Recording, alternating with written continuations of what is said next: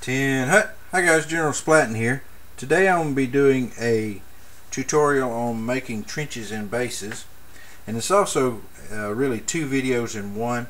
I had some people ask me when I did the Dremel videos to show it in action and how to use it in the hobby, so I'll be using it today. It's a Dremel 400 XPR. In my kit it came with the flex shaft that you see here that I'll be using.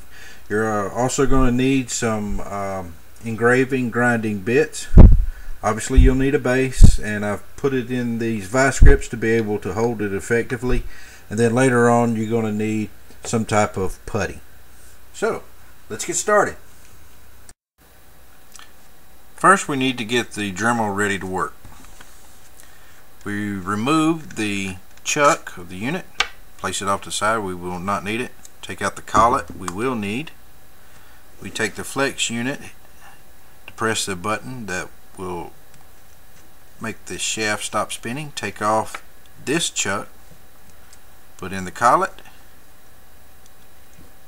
place our bit inside, replace the chuck.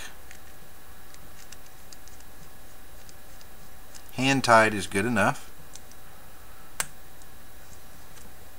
Next we take the unit itself. This is the flex shaft chuck. It has a square hole to match up with the square shaft of the flex unit. Put it on, tighten it all the way down, hand tied again. We take the flex shaft and insert it all the way down and tighten down the locking nut. If everything's going properly, we have power.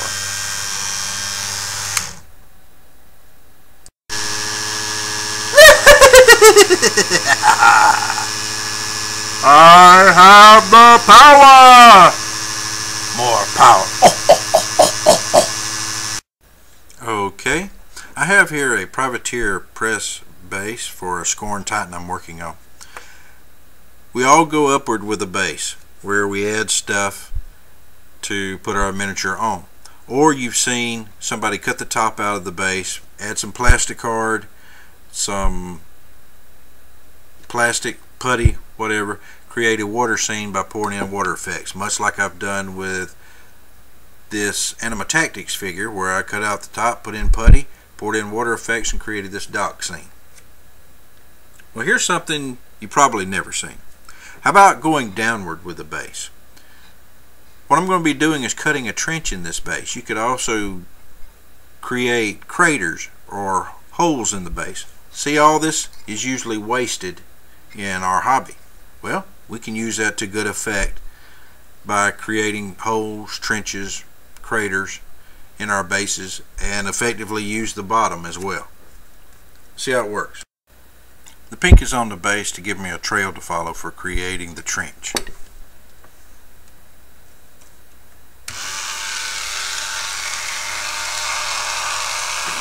I hope you can hear me well. Got a pilot hole started. I'm just going to grind it out.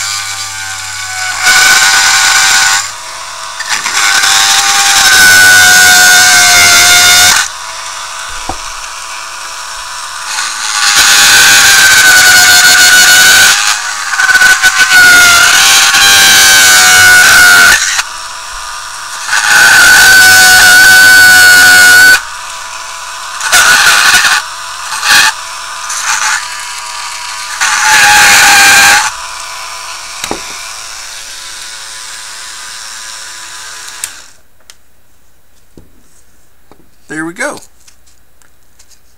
Be back in a moment after I clean this up. I have my putty already mixed up. What I use is Procreate. You've seen me talk about it before. The reason I like Procreate is because it has the same properties of green stuff, but it cures and sets in a third of the time. I've mixed the proportions up where I have 60% white, 40% black, and you have a work life of 90 minutes, and it's going to dry that much quicker, but it's also going to be much harder than using the other percentages. So since it is sticky like green stuff, we get us some water, take it on our base, lay it in,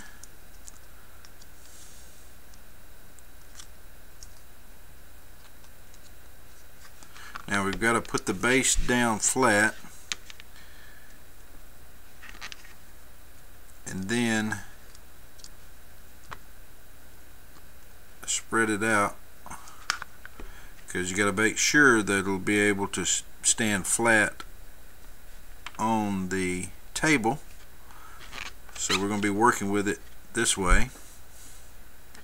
I'm just going to push it in with my finger to start with, because this has got to be able to expand outward to be able to create the trench.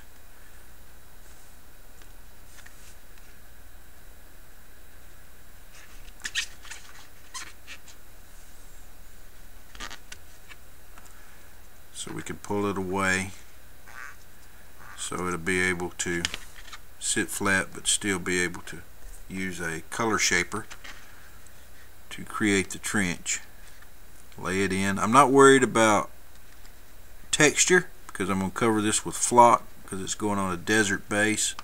Certainly you could take a tool and create texture, or a rock to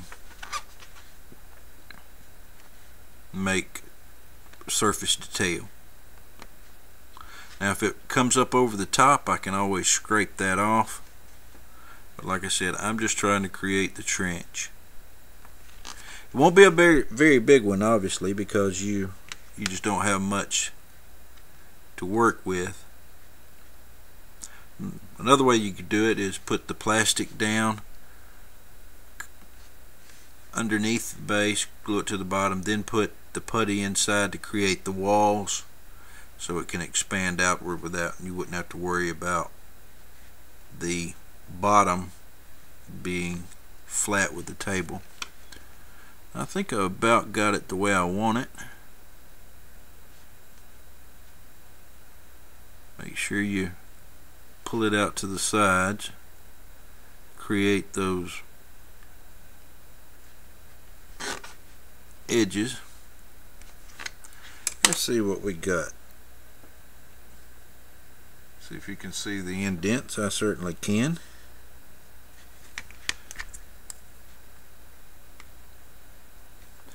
Alright, let me work with this a little off camera.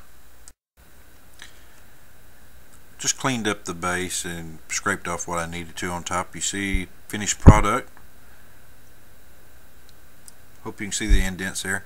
Now I'm going to be covering this once this dries in flock, just all the way across it. So because it's representing a desert base, but you could put water in there, slime, whatever you wish to. I mean, your imagination is your limiting factor. But that's the end product. It is flat, so it sits flat on the table. So that's the key you got to remember when doing this. Once this dries, I'll come back with and show you the finished product of having flocked it. Alright, here's the finished base. This is the clear spots where the model is going to go. We're going to put some other layers across the top here, not in the trench, to show that the model has sank down into the desert. There it is. See the shadow there for the trench. This is as good as I'm going to be able to do it now until I get the figure.